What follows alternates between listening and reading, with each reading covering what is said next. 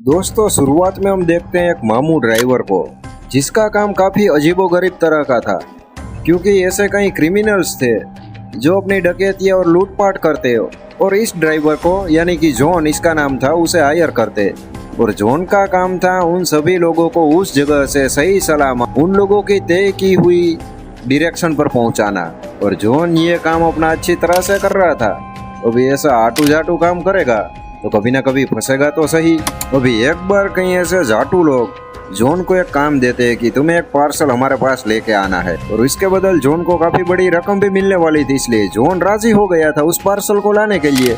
लेकिन दोस्तों जॉन कभी भी उसकी कोई ऐसी आदत नहीं थी और वो कोई पार्सल खोल के देखता नहीं था, लेकिन पीछे से आवाजें आ रही थी, इसलिए जॉन देखता है तो उसका भौचका निकल जाता है, क्योंकि उसके अंदर एक लड़की थी जिसे देखकर हमारा जॉन भी काफी चुलबुली हो गया था। वैसे दोस्तों जो भी हो, लेकिन जॉन को एक काम मिला था और पैसों के लिए जॉन को अपना काम पूरा करना ही था।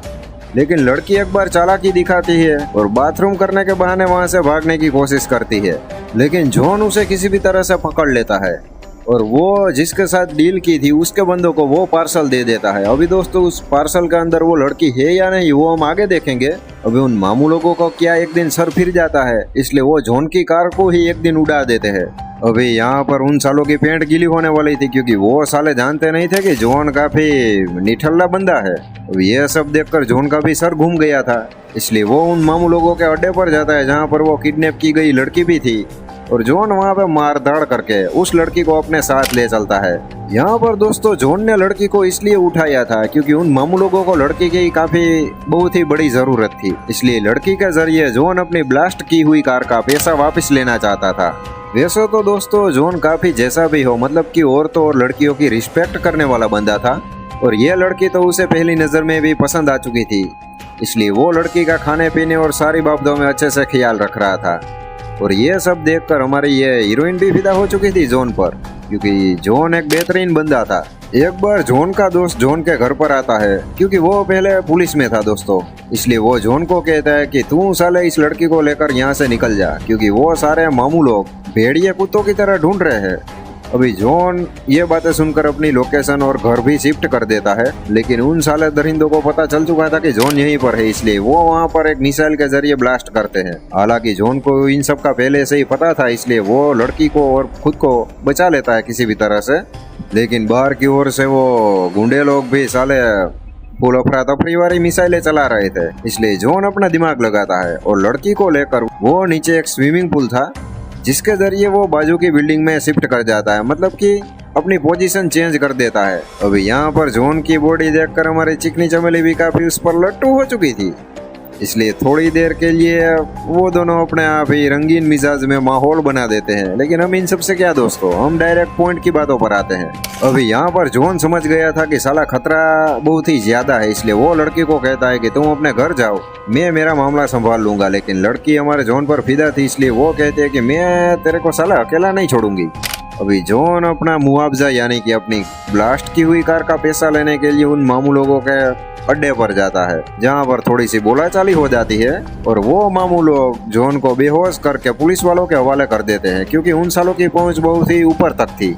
लड़की को वापिस अगवा कर लेते हैं अपने पास। अभी यहाँ पर हमारा जॉन जेल में था, लेकिन अभी इस टाइम पर जॉन को मदद करता है उसका दोस्त, क्योंकि वो वहाँ पर जाता है और एक्टिंग करता है और जॉन उसे पकड़ लेता और उसे गन पॉइंट पर रखकर जॉन वहाँ से आजाद हो जाता है।